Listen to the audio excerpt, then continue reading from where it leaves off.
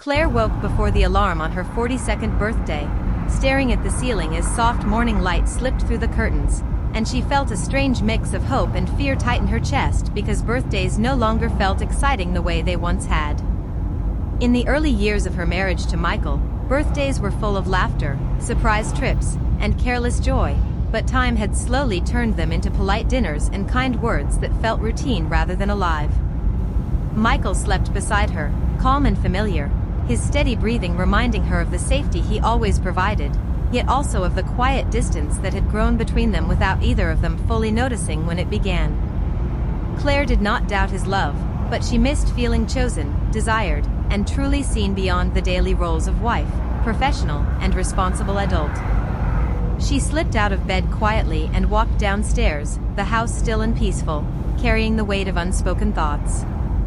As she reached the dining area, she noticed a small wrapped box placed carefully on the table, simple and neat, clearly prepared with intention. Her heart skipped, not because of excitement for a gift, but because something about it felt different, almost serious, as if it carried meaning rather than celebration. She stood there for a moment, wondering if Michael had finally sensed the quiet sadness she carried or if this was just another kind gesture that would pass like all the others. The smell of coffee lingered in the air, and memories surfaced without warning, late nights when they talked for hours, the way he once looked at her like she was the center of his world, the dreams they made before life became heavy with responsibility.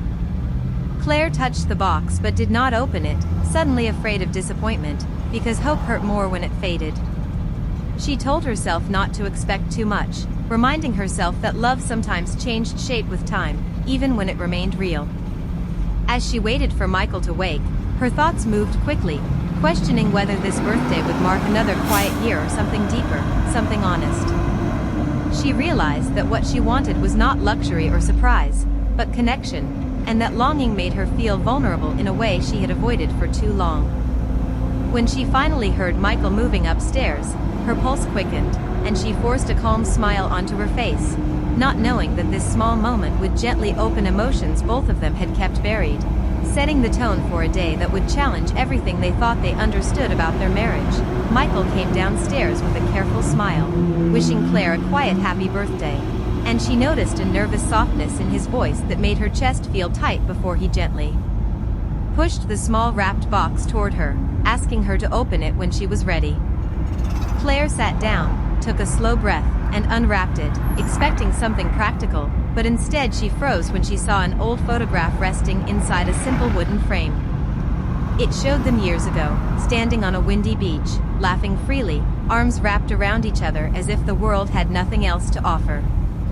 Claire's fingers trembled as memories rushed back too fast to control, memories of a time when love felt effortless and their future felt wide open.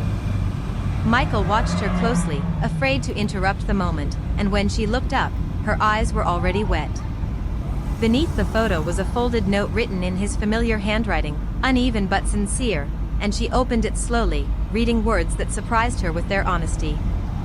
He wrote about noticing the quiet distance between them, about missing the way she used to light up a room, about realizing too late that love needed attention, not just loyalty. Each line felt like a gentle confession, not dramatic, but real, and Claire felt both comforted and exposed, as if her private thoughts had finally been seen. The note ended with an invitation, not a demand, asking her to spend a weekend away with him in a small coastal town where they once talked about building a life together, a place tied to dreams they never fully returned to. Claire's heart raced because the gift was not safe or simple, it asked something from her. Michael spoke then, admitting he had been afraid of losing her slowly, of waking up one day to find they had become strangers who were polite but empty.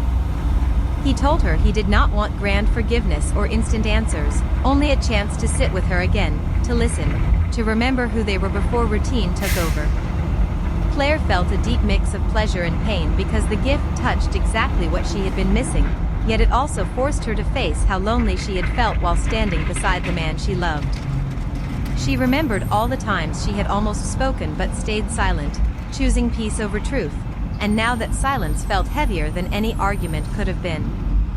Michael reached for her hand carefully, not assuming closeness, and when she did not pull away, his grip tightened with quiet relief.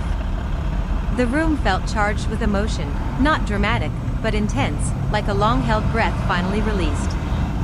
Claire realized this birthday gift was not about fixing the past, but about opening a door that had been closed out of fear, and that realization pleased her deeply even as it scared her.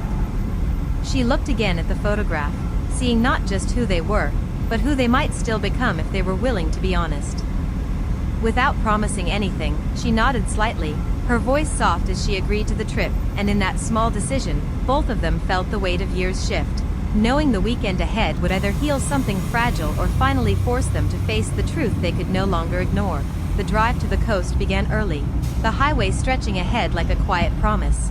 And Claire watched the city fade behind them while Michael focused on the road, both of them unsure how much to say. And how much to leave unsaid. The radio played softly, but most of the journey passed in thoughtful silence, broken only by small comments that carried more meaning than long speeches ever could. As miles passed, Claire felt her guard slowly lower, memories rising with each familiar turn, reminding her of the woman she used to be when dreams felt close and love felt easy. Michael spoke first, his voice steady but honest, admitting that he had sensed her pulling away long before he understood why, and that fear had kept him quiet because he believed stability was enough. Claire listened without interrupting, her heart beating fast, realizing how often they had protected each other from discomfort instead of truth. When it was her turn, she spoke clearly, explaining that her distance came from feeling invisible, not unloved, and that loneliness could exist even inside a marriage built on kindness. Michael did not argue or defend himself, he simply listened, and that simple act felt powerful. When they reached the coastal town, the air smelled of salt and freedom, and something inside Claire softened instantly. They checked into a modest hotel overlooking the ocean, and as they stepped onto the balcony, the sound of waves filled the space between them, calming and steady. Walking along the shore later that evening, they moved slowly, hands brushing but not holding, both aware of the fragile moment they were sharing. The setting sun painted the sky with warm colors, and Claire felt a familiar attraction stir, not physical desire, but emotional pull, the kind that reminded her why she chose Michael in the first place.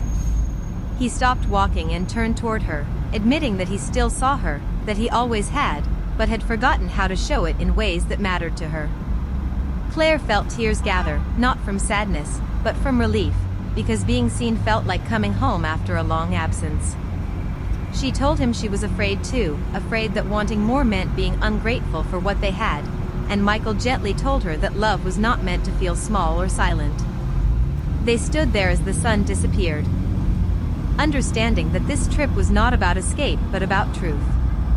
That night, they sat on the balcony wrapped in blankets, talking until the stars filled the sky, sharing regrets, hopes, and quiet fears without judgment. There were no dramatic promises, only a shared understanding that love required choice and effort, not habit. Claire realized that the gift Michael had given her was space to speak and courage to listen, and that realization pleased her more deeply than any celebration ever had. As the ocean continued its endless rhythm below them, Claire knew this weekend would not magically fix everything, but it had already changed something important, because for the first time in years, they were moving forward together with open eyes and honest hearts, unsure of the outcome but willing to face it side by side. The final morning arrived quietly, sunlight slipping through the hotel curtains as Claire woke with a calm she had not felt in years, and she realized that something inside her had shifted without noise or drama. Michael was already awake, standing by the window, looking out at the ocean as if he were memorizing the moment, and when he turned toward her, his expression was gentle, patient, and free of expectation. They shared breakfast in the small dining area downstairs, talking easily about simple things, yet every word carried honesty, because neither of them felt the need to hide anymore.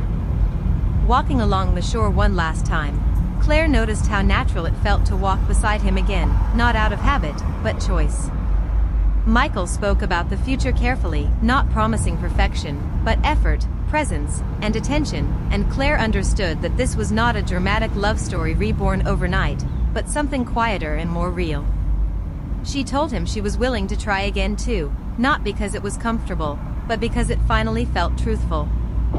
The drive home felt lighter than the drive there, filled with relaxed conversation and shared laughter that surprised them both, as if joy had been waiting patiently for permission to return. When they reached their house, it no longer felt like a place of routine but a space with possibility.